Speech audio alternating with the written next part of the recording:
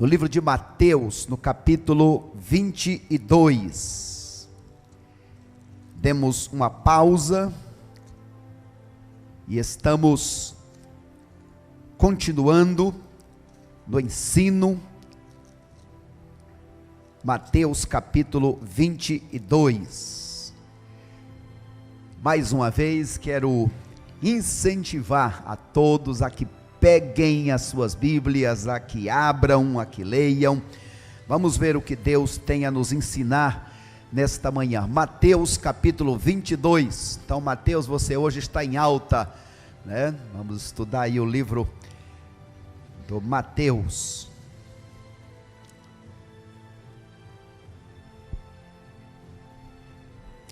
Vamos começar lendo os primeiros versos deste texto. É um livro que basicamente poderíamos dizer, aliás, um capítulo que basicamente se resume em 4 interrogações principais, começando com a grande festa e o desdobramento. Trazem perguntas, 3 perguntas desagradáveis, perguntas insolentes dos inimigos, e a pergunta suprema, a pergunta de Jesus Cristo para todos nós. Capítulo 22.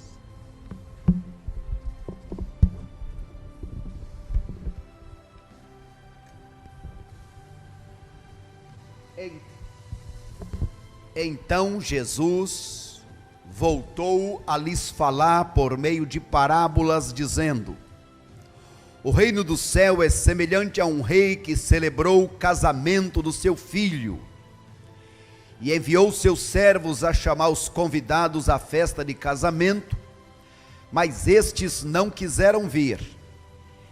Depois enviou outros servos, ordenando: dizei aos convidados: meu banquete já está preparado, os meus melhores bois e novilhos já foram abatidos e tudo está pronto, vinde para o casamento.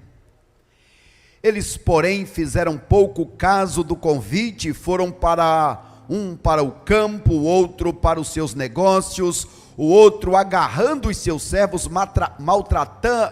maltrataram-nos e os mataram. Mas o rei ficou furioso e, enviando seus exércitos, destruiu aqueles homicidas e incendiou a cidade deles. Então disse aos servos: na verdade, o banquete de casamento está preparado, mas os convidados eram indignos. Ide pelos cruzamentos das ruas e convidai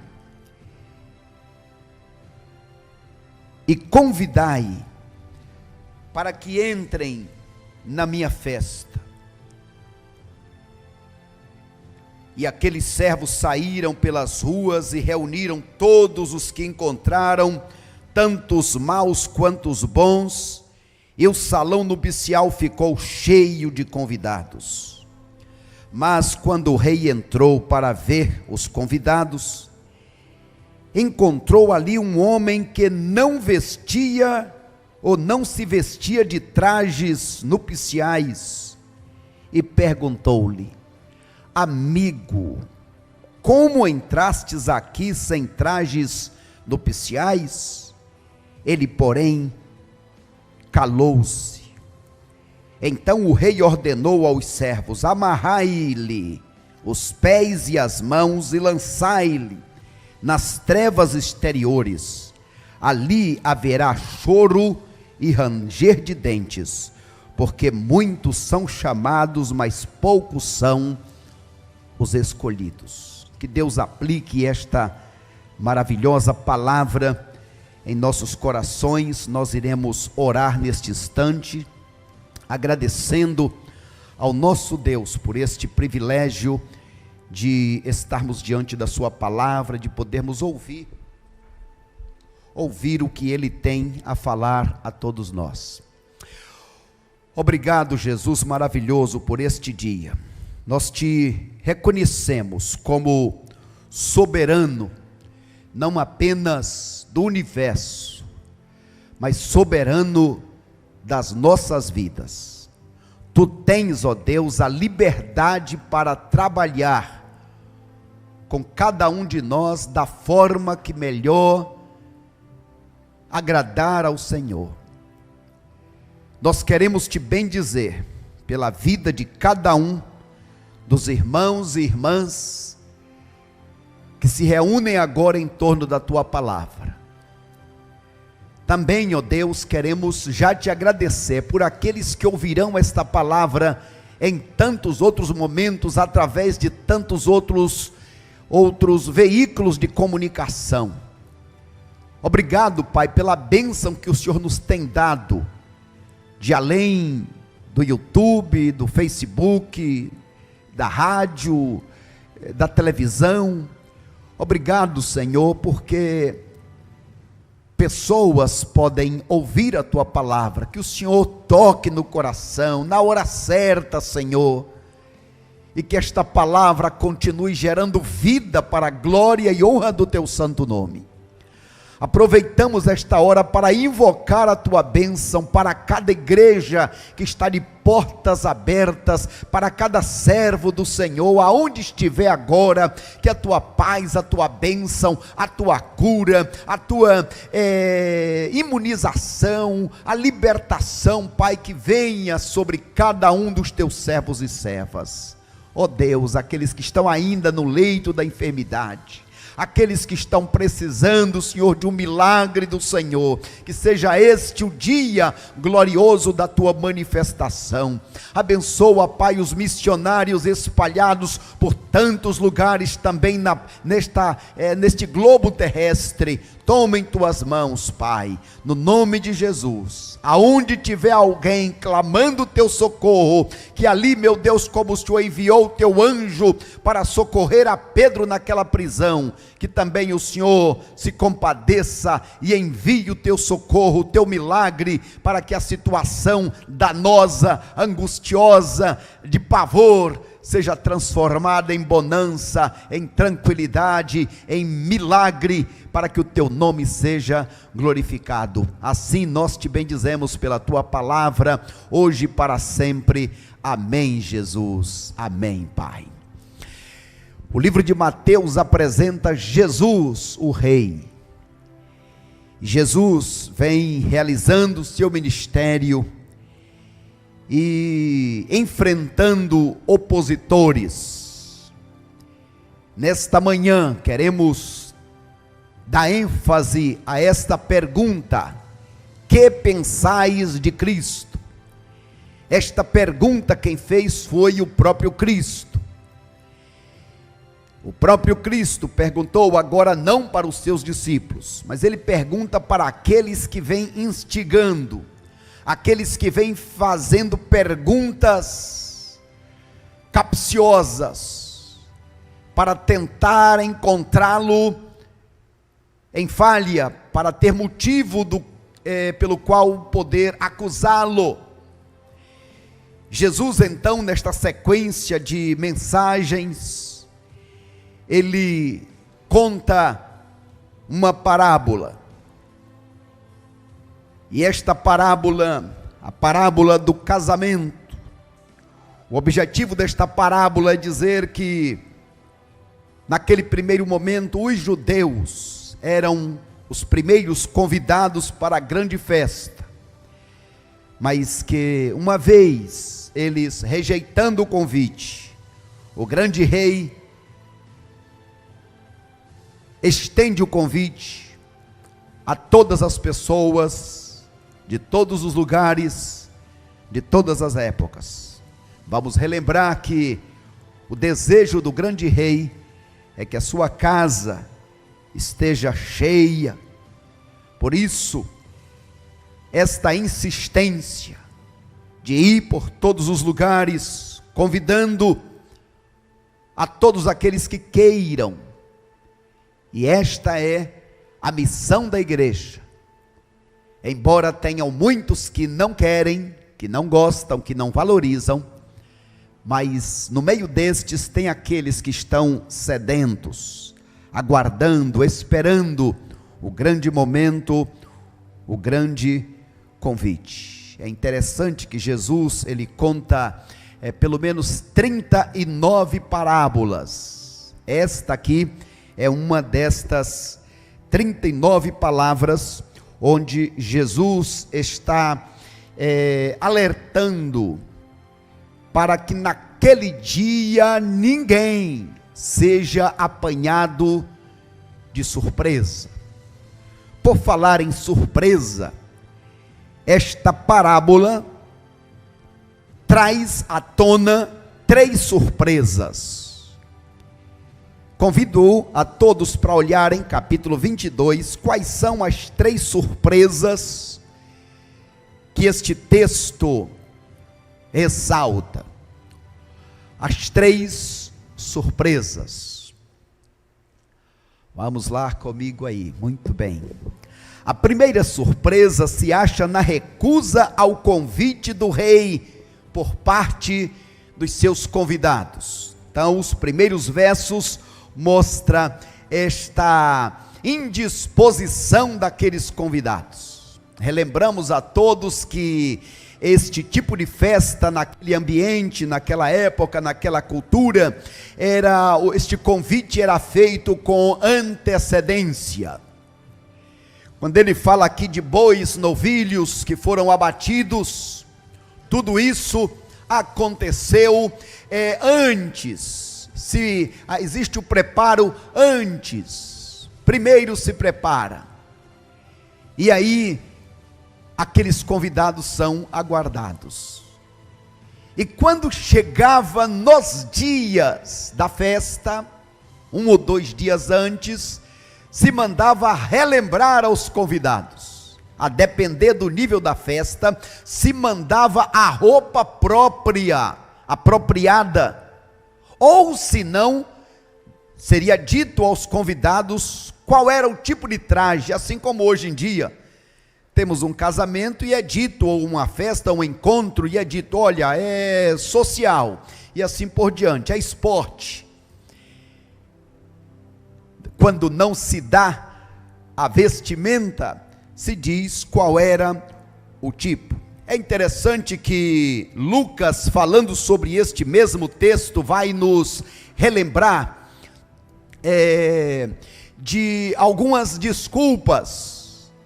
O texto aqui não traz de Mateus 22, não traz, mas Lucas traz quais foram as desculpas. Então, o rei convidou a muitos, mas estes convidados disseram, primeiro comprei um campo e preciso ir vê-lo. Sabemos que é uma desculpa esfarrapada. Como se compra o campo para depois ver? Era algo que não acontecia. Segundo, comprei 5 juntas de bois, vou experimentá-lo. Outra desculpa esfarrapada para quem conhecia o contexto. Naquele contexto se preparava uma determinada área, os bois ficavam arando e as pessoas vinham olhar, eu quero esta junta ou não. Primeiro olhava, primeiro via, depois comprava. Mas estes aqui disseram que compraram e agora precisam ver. E terceiro, casei-me e portanto não posso ir. Se o convite foi feito antes, se ele deu o ok, se está tudo certo, estas desculpas não têm razão de ser.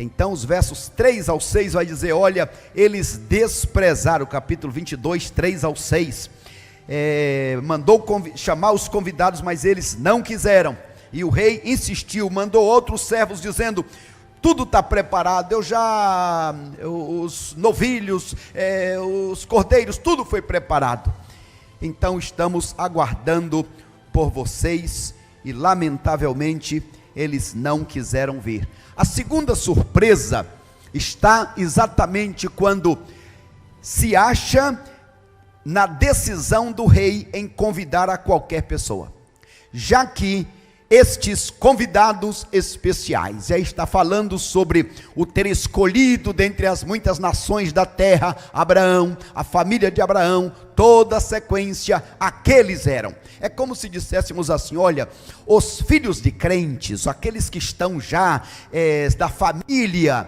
eles já teriam, vamos dizer assim, um quê a mais, porque já nascem aprendendo. a netinha nasceu, por exemplo, e fui visitar e estava com a máscara do leão. Foi tirada a primeira foto com uma máscara, então, do leão neste tempo, né? E aí, com certeza essa menina vai querer saber que leão é esse, o que significa. Então, oportunidades desde criança, primeiro momento, uma oração, todo o tempo é hinos. Então, estas pessoas já teriam um quê a mais, porém, lamentavelmente, muitos desprezam, como aqueles judeus estavam desprezando e como muitos hoje desprezam. Mas o rei manda convidar então a todos que quiserem. Então o rei disse aos seus servos: na verdade o banquete do casamento está preparado, os convidados não eram dignos, ide pelos cruzamentos das ruas, convidai para o casamento quantos encontrardes, os maus e os bons, chamem todos para a minha festa. É maravilhoso sabermos que este convite glorioso está estendido a todos que quiserem. O evangelho é um evangelho que não faz acepção de pessoas. O evangelho de Cristo não premia os méritos humanos, ou seja, as boas obras, a justiça própria, não credencia o homem para a vida eterna com Deus. Os maus e os bons, porque muitos se declaram: eu sei que eu sou um pecador, mas tem aqueles que se acham moralmente bons. Então, Jesus está dizendo para todos pecadores, para todos que não podem pagar o preço, eu já paguei o preço.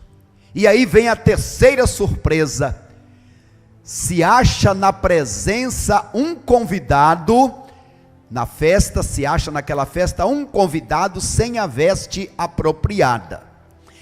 Veja só, queridos irmãos, que se ele mandou buscar todos que fossem encontrados nas vilas, vilarejos, ruas, becos da cidade, estas pessoas não teriam como adquirir a veste. Mas por que estavam vestidas? Porque o rei ofereceu as vestes para todos. Aquele tal não estava vestido porque recusou. Não precisa, eu faço do meu jeito. E aí, lamentavelmente, este tal foi rejeitado.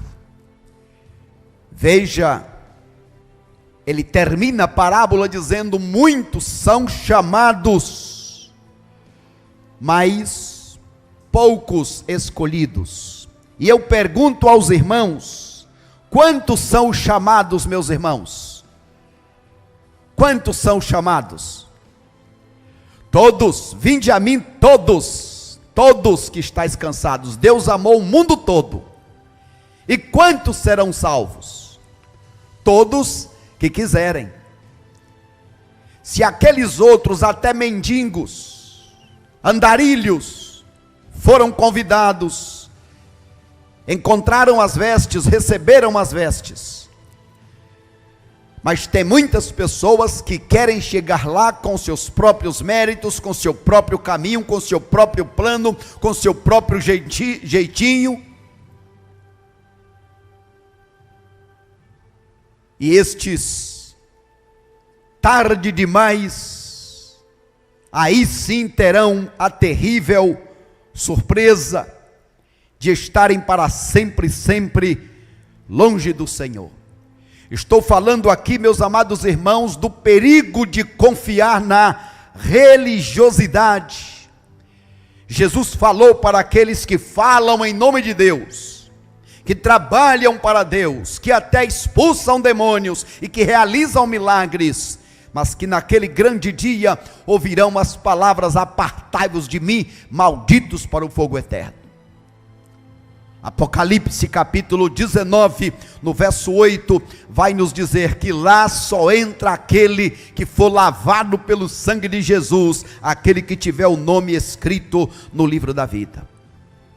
Vinde a mim todos que estáis cansados, Mateus 11, 28, e João 6, 37, o que vem a mim, jamais, de maneira nenhuma, eu lançarei fora.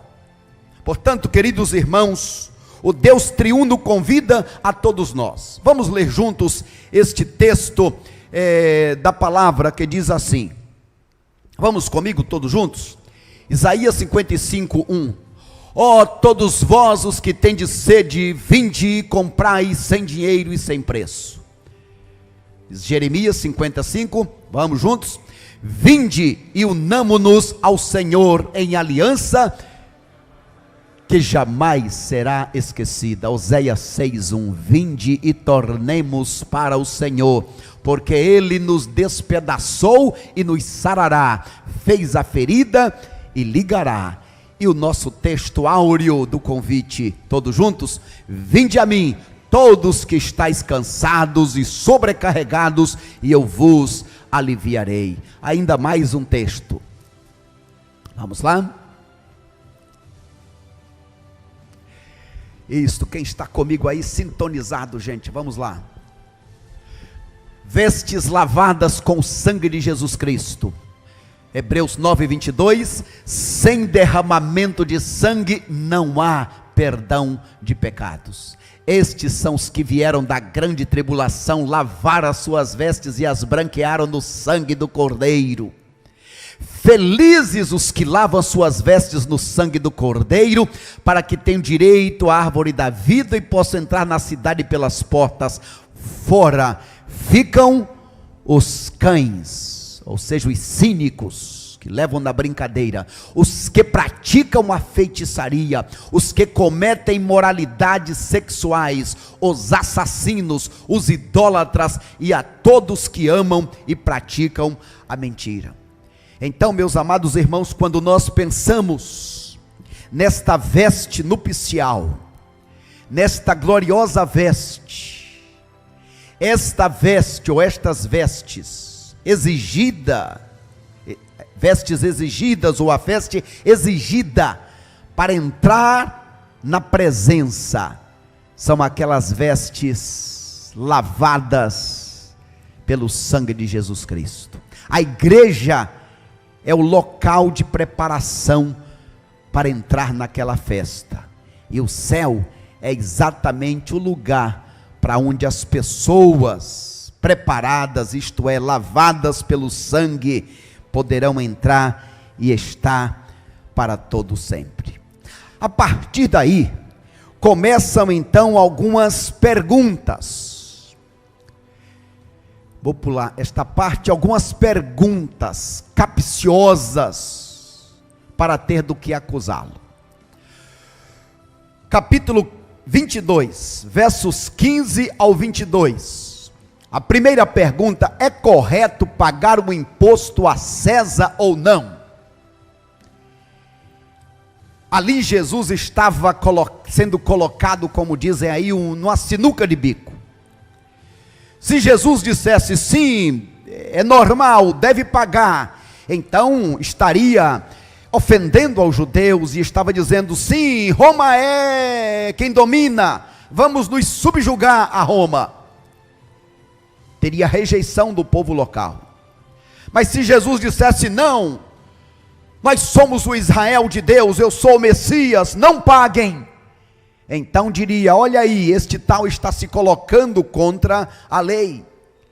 Jesus então se sai dizendo: olha, dê a César o que é de César e a Deus o que é de Deus. Quando nós recebemos o nosso ganho, para entregar a Deus, embora seja ordenança, e quem não dá, quem não entrega está roubando, todavia você pode escolher obedecer ou não. Mas ao governo, quando você recebe o seu salário, já é puxado na hora. recebeu, já tem a mordida. Vai comprar 1 quilo de açúcar, lá tem mais mordida. Vai comprar 1 quilo de sal, tem mais mordida. É verdade que às vezes dói no coração e na alma, mas é a lei. Se procura viver na paz, porque ainda estamos nesta terra, ainda somos cidadãos desta terra. Agora, queridos irmãos, é interessante como o ser humano sempre, com a sua mesquinhez, com a sua ganância, sempre o dinheiro é um tropeço. Por isso a Bíblia diz que o amor ao dinheiro é a raiz de todos os males. E é por isso que a Bíblia e Jesus vai falar mais em dinheiro, em recursos, do que no céu e no amor. Porque para muitos o dinheiro se torna um Deus. Você tem o dinheiro ou o dinheiro tem você? Você diz tudo é de Deus, tudo a sua vida também, tudo o dinheiro que está no seu bolso também, tudo o dinheiro que está na sua conta também. Nos lembremos sempre que Deus é o Senhor, e Ele não precisa do dinheiro, mas é uma forma de fazer o teste para ver aonde está o seu coração. A segunda pergunta está aí nos versículos 23 ao 33. Eles vêm com uma conversa sem vergonha, tentando pegar Jesus em uma situação difícil, especialmente ele, no caso aqui os saduceus, que não acreditavam na ressurreição dos mortos. E eles dizem: olha, uma certa mulher se casou, e o marido dela veio a falecer, e tem a lei, chamada do levirato, que é a palavra cunhado. Se o marido morreu e não deixou filhos, a lei diz que o irmão deve se casar com esta mulher para suscitar a descendência. Acontece que o homem tinha 6 irmãos, o segundo casou com a tal mulher e morreu também, o terceiro também. Essa mulher não era fácil, hein? Mas morreram os 7. A pergunta é a seguinte: agora, na ressurreição dos mortos, esta mulher vai ser a mulher de quem? De qual dos 7? Então Jesus disse: errais por não conhecer as Escrituras, nem o poder de Deus. Vamos dizer mais uma vez juntos? Errais por não conhecer as Escrituras, nem o poder de Deus. Lá no céu não se casa nem se dá em casamento. Lá no céu seremos como anjos. Então Jesus continua falando no céu, que estaremos lá, mas que lá no céu não teremos estas práticas e costumes da terra. E então eles vêm com uma terceira pergunta, agora dos versículos 34 em diante. Dos quase 600 mandamentos que inventaram, qual é o primeiro e grande mandamento? Para eles estava no bico da agulha, que era o sábado. Jesus então resume as 2 tábuas, os 10 mandamentos, em 2 mandamentos. A primeira tábua, o meu relacionamento com Deus. Amarás ao Senhor teu Deus de todo o teu coração, de toda a tua alma, de todo entendimento, com todas as tuas forças. Esse é o primeiro. O segundo mandamento se parece com esse, é a consequência desse.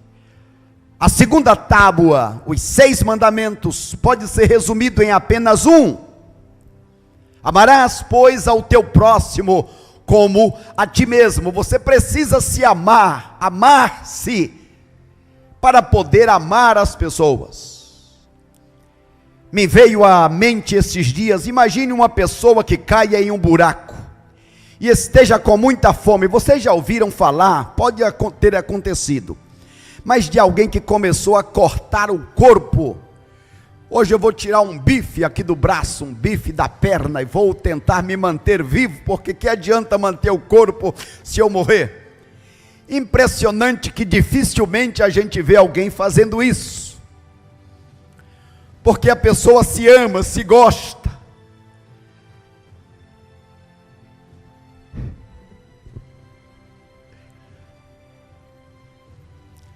De forma, amados irmãos, que Jesus, mais uma vez, com maestria, se livra destes tais, e aí ele faz a pergunta suprema.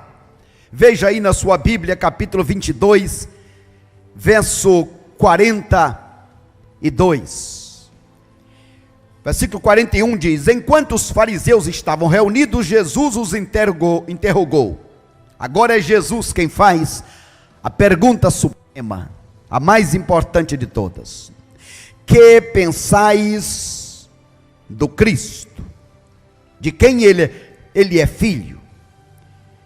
Que pensais do Cristo? E aí, ao ouvirem esta pergunta, a resposta imediata: bem, Jesus, ele é filho de Davi. Jesus diz: bem, mas se o Cristo é filho de Davi, como que Davi disse o Senhor ao meu Senhor? Jesus está se referindo ao Salmo 110. Se Davi chama-o de Senhor, como Davi é o seu pai? E nesta manhã, eu quero saber de você, quem é Jesus? O que você pensa sobre Jesus?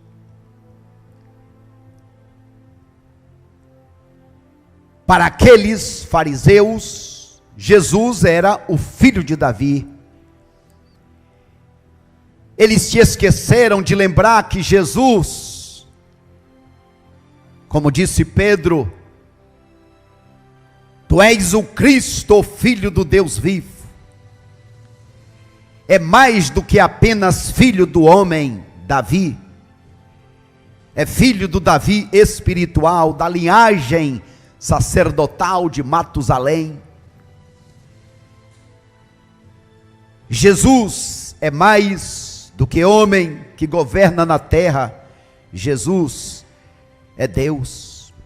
E aqui destacamos algumas palavras que pessoas disseram sobre Jesus. Vejamos primeiro o que os inimigos disseram sobre Jesus. O que disseram os inimigos? Lembram-se das palavras de Pilatos? Vamos juntos. Pilatos disse: eu não vejo nele crime algum. Pilatos repete 3 vezes essa palavra: eu não vejo nele crime algum. A mulher de Pilatos, o que foi que ela disse? Não te envolvas com o sangue deste inocente, desse justo. Judas Iscariotes disse: eu traí sangue inocente. O centurião, aquele que estava coordenando a matança, ao ver os trovões, a escuridão, os sepulcros abertos, o centurião repetiu em voz alta, dizendo: verdadeiramente ele era o Filho de Deus. Ele era o Filho de Deus. E agora eu quero contar com a ajuda de vocês, porque eu quero saber o que foi que os amigos disseram.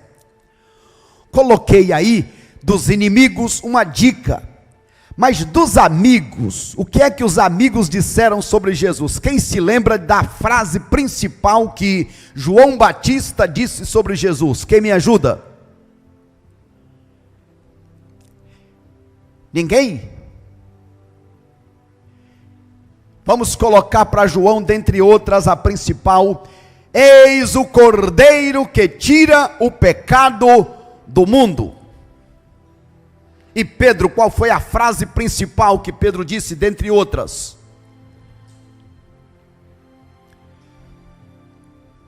Cadê vocês? Estão aí?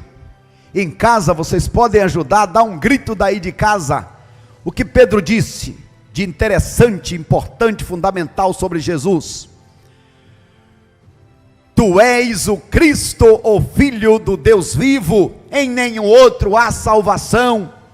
E João, o evangelista, o que João disse de importante sobre Jesus? Importa que ele cresça, que eu diminua. Esse aí foi o nosso João Batista, né? Mas João, o evangelista, o que ele disse? Alguém lembra? Uma palavra aí do nosso João. No princípio ele era o verbo estava com Deus e o verbo era Deus. Ele é o alfa e o ômega, ele é o princípio e o fim, o rei dos reis, o senhor dos senhores. E Tomé, o que disse Tomé? Senhor meu e Deus meu, Senhor meu e Deus meu. E Paulo, o que Paulo disse sobre Jesus? Alguém lembra de uma palavra de Paulo?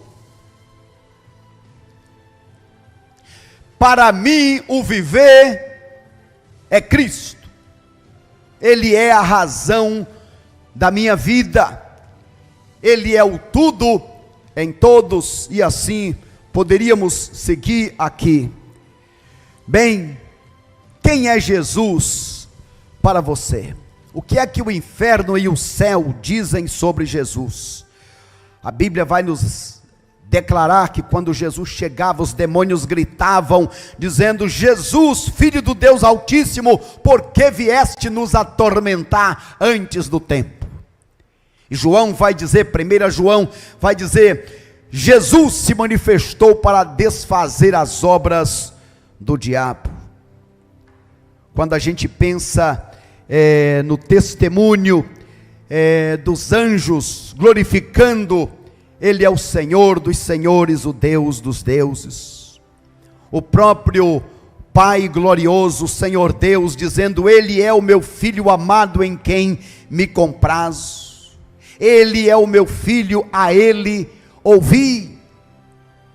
E quando a gente pensa no glorioso Espírito Santo de Deus, o Espírito Santo pode dizer: eu vim a este mundo para ser o Consolador, para ficar no lugar dele.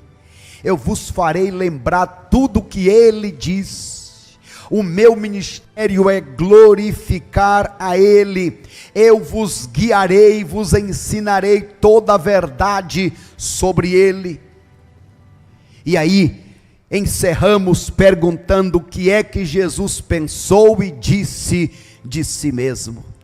Vocês sabem que dentre outras, pelo menos 7 vezes, 7 afirmações de Jesus sobre si mesmo. Vamos, como lindo coral aqui na igreja e aonde você estiver, vamos dizer juntos o que Jesus disse sobre si mesmo. Vamos lá? Primeiro: eu sou o pão da vida, eu sou a luz do mundo, eu sou a porta, eu sou o bom pastor, eu sou a ressurreição e a vida, eu sou o caminho, a verdade e a vida, eu sou o mestre e o Senhor, eu e o Pai somos um. Que Deus nos ajude a não apenas ter resposta na cabeça e na língua, mas resposta no coração e na alma. Jesus é mais que o filho do homem Davi. Jesus é Deus que se fez homem, retornou para a sua glória e brevemente virá buscar a sua igreja para juntos vivermos com ele para todo sempre e sempre. Amém, meus irmãos? Que seja assim, que Deus nos ajude.